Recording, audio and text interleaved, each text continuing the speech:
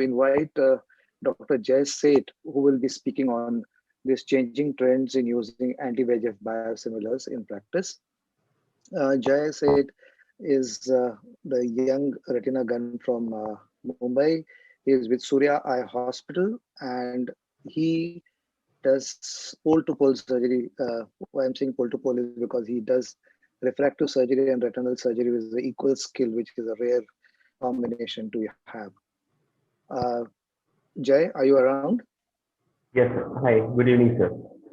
Yeah, Yeah, Jay. thanks for the kind introduction, sir. So Yeah, we'll and go ahead Jay with the is session. unique because he is good in his academic work as well as he likes to publish, and he is one of the bright shining stars of Retina, the young guns from Mumbai. And it's always nice to have him in Mumbai. Over to you, Jay. My pleasure, sir. Thank you for the kind introduction. So I'll start with my presentation. That is the changing trends in the use of anti-VEGF biosimilars. So, so as we know, biologics that inhibit the action of vascular endothelial growth factors have revolutionized the management of various colorectal disorders over the past 12 to 13 years. And globally, the recombinant anti-VEGF agents that are currently being used include bevacizumab, that is marketed as Avastin, ranibizumab, that is Lucentis or Axentis in India, aflibercept, that is Eylea, and brolucizumab, that is Bovo or Patiness in India. So before moving on to the survey, we'll just quickly go to a few important aspects of the health economics. So treatment of coloretinal vascular conditions usually requires that intravitreal injections be repeated over the course of many years, thereby incurring a very high cumulative drug cost. And cost is an important determinant of medical decision making and drug selection in most countries.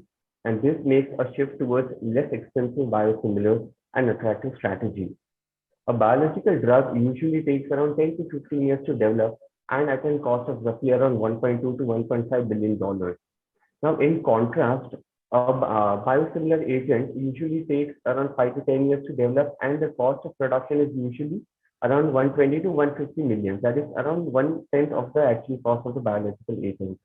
Now, this is because the research and development that is involved in producing a biosimilar by the process of reverse engineering is much lesser as compared to the innovator biological agent, and also fewer clinical trials are necessitated to obtain the regulatory approval. So this makes the unit cost of a biosimilar much cheaper as compared to the innovator molecule. And if we see, India itself is an enormous market for biologics, and this is valued at roughly at around $4 billion, and which is the third highest in the Asian Pacific region.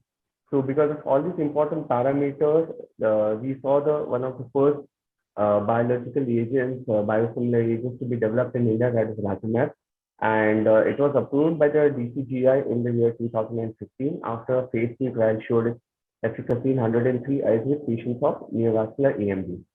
Now, the cost of a Ratuximab roughly ranges from 140 to 150 US dollars as compared to a Lucentis that costs around $300 in India and Eylea around $630 in India. There are few biosimilar agents also available, but there are very few physicians who are actually using it.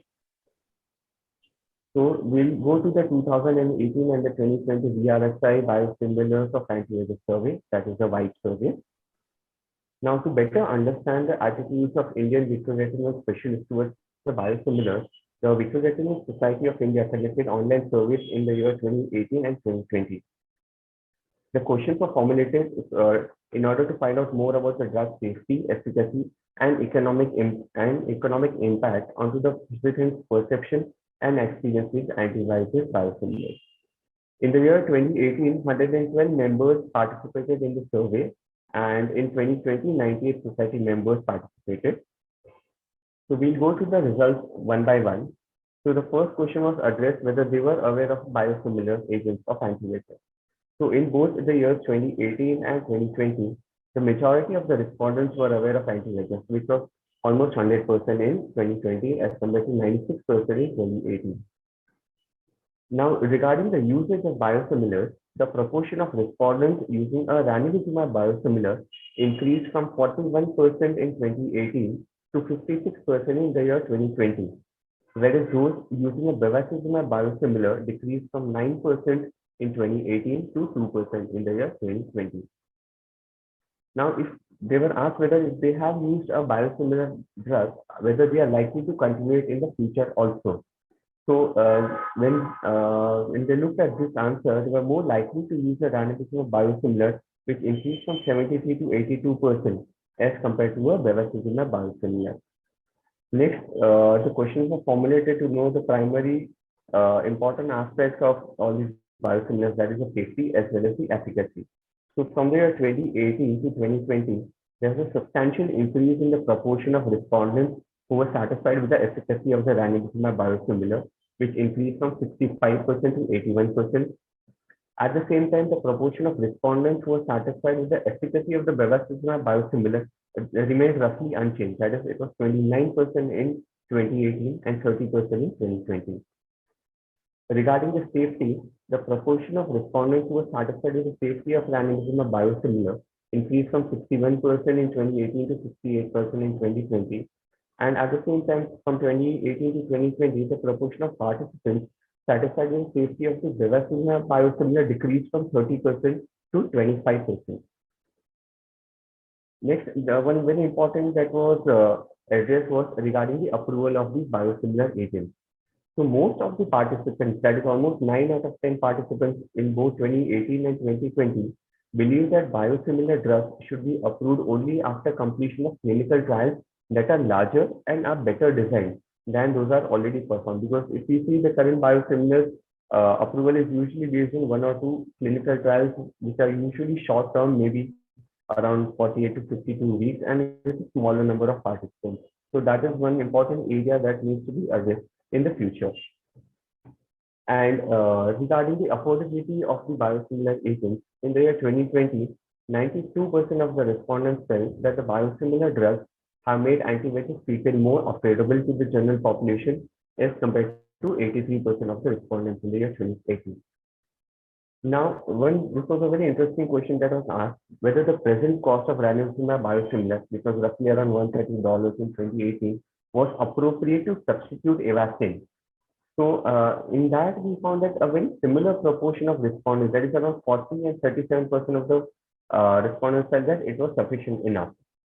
And under next, the last question that was addressed is, what was the price of the biosimilar agent that the respondents expected, at which they would like to switch to Razumab from the current Avastin. So there were 4 choices that were given, that is INR 4,000, 5,500, 6,000 and 7,000. So in 2018, the survey participants selected a switching price at 4,000 rupees, that is 46%, followed by 7,000, 6,000 and 5,500. Now in 2020 also, a majority of the participants, that is around 32%, chose 4,000 as a price at which they would like to switch. And as compared to that, there were fewer patients who actually selected 6,000 rupees at this stage. But if we see, most of the participants, they wanted a lower price, roughly around 4,000 to 5,500, at which they would like to switch to biosimilars. So just coming to the discussion, the primary safety and efficacy of these anti-VEGF drugs is very important to physicians and to patients, particularly when it comes to selecting a biosimilar. The REANA2 trial in the NAMD showed significant improvement in the visual acuity, the central subfield thickness, intraretinal and subretinal fluid at 28 weeks, whereas the analogous REANA2 trials in RVO also showed Razumab as an effective treatment option in RVOs by significantly improving the visual acuity and reducing the macular thickness at 48 weeks. Now, safety is one of the very important aspects, especially when it comes to biosimilars, because they are known to incite immunological reactions when given inside the eye. There were cases of sterile endophthalmitis that were reported after injection from the initial batches of Razumab in the year 2015 and subsequently in 2017 and 2019.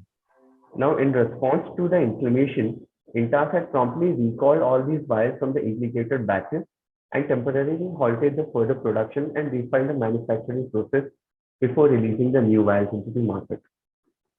Now, although these episodes of sterile endoc were being investigated, the VRSI had advised its members to stop using Razumab for the time being. And these advisories were issued in August 2015, in March 2017, and in February 2019. And only when the safety of the newly manufactured batches were concerned, the members were again notified that they can carefully begin using Razumab. However, the initial utilization data suggested that the members were hesitant to begin restarting Razumab again into the clinical practice. So the VRSI decided to repeat its biosimilar survey in the year 2020 after the last reported cluster of sterile end-off was seen in February 2019. And this repeat survey provided valuable data to compare the physician's current perspective and drugs used with those from 2018. Now, coming to the key aspects of the wide survey results, the survey that was done in 2020 found that the physicians became increasingly satisfied with the safety and efficacy of Razumab from 2018. And during the same period, the respondents reported a reduction in the satisfaction with the efficacy of bevacizumab biosimilar, whereas the satisfaction with its safety was essentially unchanged.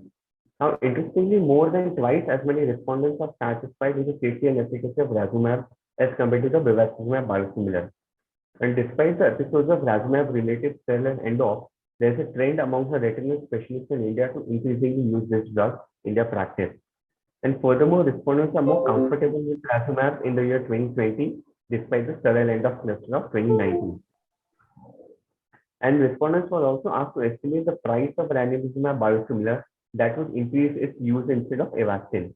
And more respondents choose $54, that is 4,000 rupees, as the pivot price in both the surveys. All the proportion decreased from 42 to 33%. So the surveys indicated that retinal specialists are generally willing to accept a higher ranibizumab biosimilar price in 2020 as compared to 2018 to move patients away from Avastin. And this willingness to pay is what we called it, price, is approximately 1/3 the actual cost of Lucentis and marginally lower than the current price of Razumab. Now, there are currently a lot of issues with bevacizumab also. So the lack of FDA approval coupled with unresolved safety and medical legal concerns prevents bevacizumab and its biosimilars from being widely used. And incidents of compounding related endophthalmitis led Indian regulatory authorities to temporarily ban this agent in 2016. And such events limit the availability of a low-cost anti-VEGF agent, which is a significant problem in the developing world. So approved low-cost biosimilars such as Razumab, which is packaged as a single-use vial, definitely has the ability to fill this void. Now, if you look at the usage pattern of Razumab over the years, it has increased significantly from around 2,800 in 2015 to almost reaching up to 50,000 in the year 2019. So this study represents the only survey data on the physician's perception of anti-VEGF biosimilars in India, and the 2-year interval between the surveys both validates the original survey data and identifies the trend. However, there are a few limitations, including the lower participation rate among the interim VIA specialists, and this low participation rate limits the interpretation of the results to ±5%, and lack of data regarding the number of respondents in the 2020 survey who had actually participated in the 2018. And also, we did not have the demographic data of the participants that would have really helped us to know whether what kind of agents were the VIA specialists using in Tier 1 cities, in Tier 2 cities, and also whether there's any difference between patients who are into private practice and in an institutional-based practice. So to conclude, the introduction of biosimilars have given Indian retinal specialists additional anti-VEGF drug options, and the VRSS survey established that physicians are very well aware of biosimilars, and there is an increasing trend towards prescribing a ranibizumab biosimilar. Physicians are generally satisfied with the safety and efficacy of biosimilars, but they believe that more rigorous trials should be conducted prior to regulatory approval. A third of the respondents feel that Razumab is appropriately priced, but they acknowledge that a further price reduction would be necessary for Razumab to become the drug of first choice. The US patents of Lucentis and Eylea are supposed to end later this year, whereas the European patents are supposed to expire in the year 2022 and 2025. And with the patents of these biologics about to expire and the acceptance of biosimilars growing as we see from our study, a shift from branded drugs towards biosimilars in the developed nations may definitely occur. And on the same line, there are more than 20-25 biosimilar agents that are currently under various stages of developmental phase. and this is table provides us a list of them. And for further reading of our article, it can be referred to the IGO February 2021 edition. And here I would like to just acknowledge all of my co-authors and the VRFI for providing me this opportunity to work on this very important project. And once again, EIOS and to INTAS for giving me this platform to present this study. Thank you very much.